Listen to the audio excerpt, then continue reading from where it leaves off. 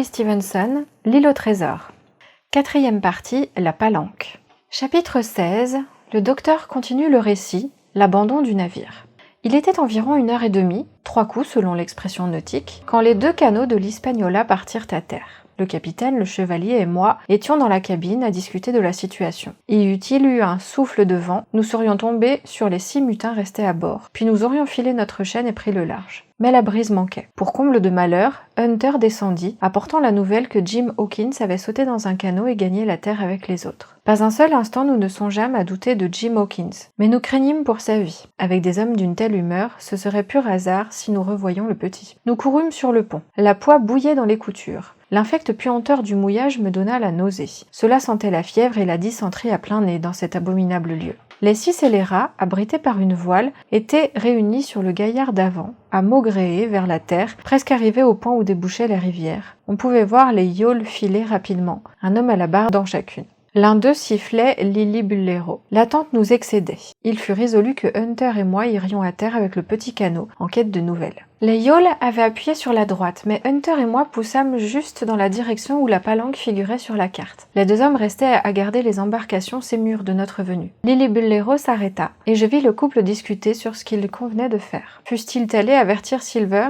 tout aurait pu tourner autrement. Mais ils avaient leurs instructions, je suppose. Ils conclurent de rester tranquillement où ils étaient, et Lillibullero reprit de plus belle. La côte offrait une légère saillie, et je gouvernais pour la placer entre nous et eux. Avant même d'atterrir, nous fûmes ainsi hors de vue des yawls. Je sautai à terre et, muni d'un grand foulard de soie sous mon chapeau pour me tenir frais, et d'une couple du pistolet tout amorcé pour me défendre, je me mis en marche aussi vite que la prudence le permettait. Avant d'avoir parcouru 50 toises, j'arrivai à la palanque. Voici en quoi elle consistait. Une source d'eau limpide jaillissait presque au sommet d'un monticule. Sur le monticule, et en fermant la source, on avait édifié une forte maison de rondins, capable de tenir à la rigueur une 40aine de gens, et percée sur chaque face de meurtrière pour la mousqueterie. Tout autour, on avait dénudé un large espace, et le retranchement était complété par une palissade de 6 pieds de haut, sans porte ni ouverture, trop forte pour qu'on pût la renverser sans beaucoup de temps et de peine, et trop exposée pour abriter les assiégeants. Les défenseurs du blocos les tenaient de toutes parts. Ils restaient tranquillement à couvert et les tiraient comme des perdrix. Il ne leur fallait rien de plus que de la vigilance et des vivres, car, à moins d'une complète surprise, la place pouvait résister à un corps d'armée. Ce qui me séduisait plus particulièrement, c'était la source. Car si nous avions dans la cabine de l'Hispaniola une assez bonne forteresse, avec quantité d'armes et de munitions, des vivres et d'excellents vins,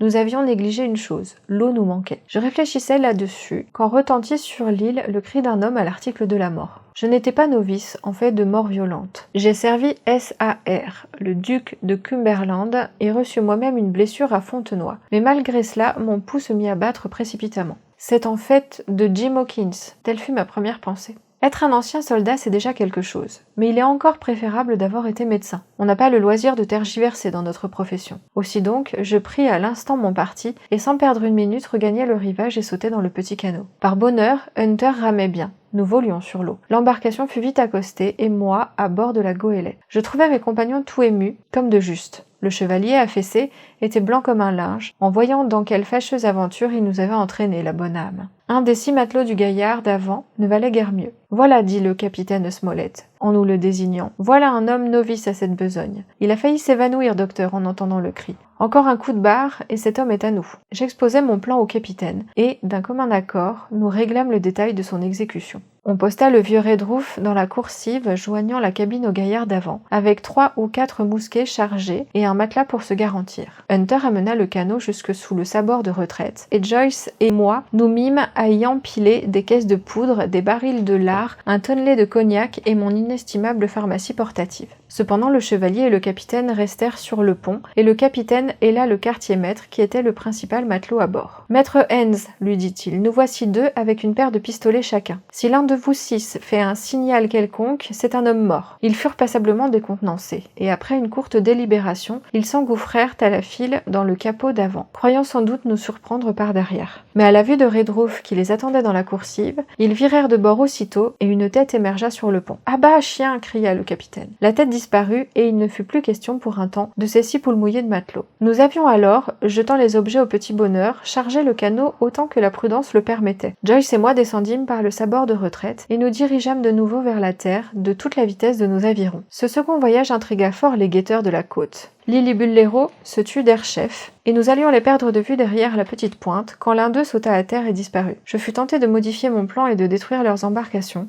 mais Silver et les autres pouvaient être à portée, et je craignais de tout perdre en voulant trop en faire. Ayant pris terre à la même place que précédemment, nous nous mîmes en devoir de ravitailler le blocos. Nous fîmes le premier voyage à nous trois, lourdement chargés, et lançâmes nos provisions par-dessus la palissade. Puis laissant Joyce pour les garder, un seul homme à vrai dire, mais pourvu d'une demi-douzaine de mousquets, Hunter et moi retournâmes au petit canot prendre un nouveau chargement. Nous continuâmes ainsi sans nous arrêter pour souffler, jusqu'à ce que la cargaison fût en place. Alors les deux valets prirent position dans le blocos, tandis que je ramais de toutes mes forces vers l'Espagnola. Que nous ayons risqué de charger une seconde fois le canot, cela paraît plus audacieux que ce ne l'était réellement. À coup sûr, nos adversaires avaient l'avantage du nombre, mais il nous restait celui des armes. Pas un des hommes à terre n'avait un mousquet, et, avant qu'ils pussent arriver à portée de leurs pistolets, nous nous flattions de pouvoir régler leur compte à une bonne demi-douzaine d'entre eux. Le chevalier, complètement remis de sa faiblesse, m'attendait au sabord de retraite. Il saisit notre haussière, qui l'amarra, et nous nous mîmes à charger l'embarcation à toute vitesse. Lard, poudre et biscuits formèrent la cargaison, avec un seul mousquet et un coutelas par personne, pour le chevalier et moi, Redruth et le capitaine. Le reste des armes et de la poudre fut jeté à la mer par 2 brasses et demi d'eau, si bien que nous pouvions voir au-dessous de nous l'acier briller au soleil sur le fond de sable fin.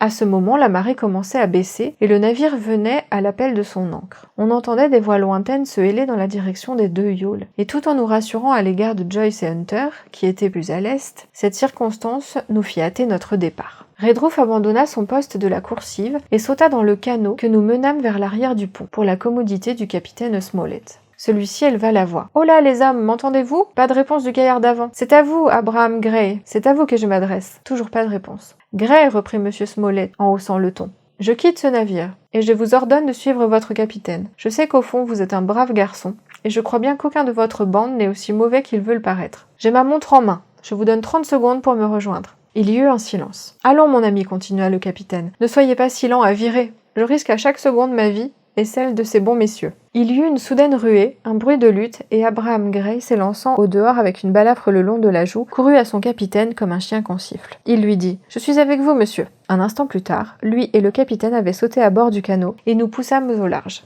Nous avions quitté le navire, mais nous n'étions pas encore à terre dans notre palanque.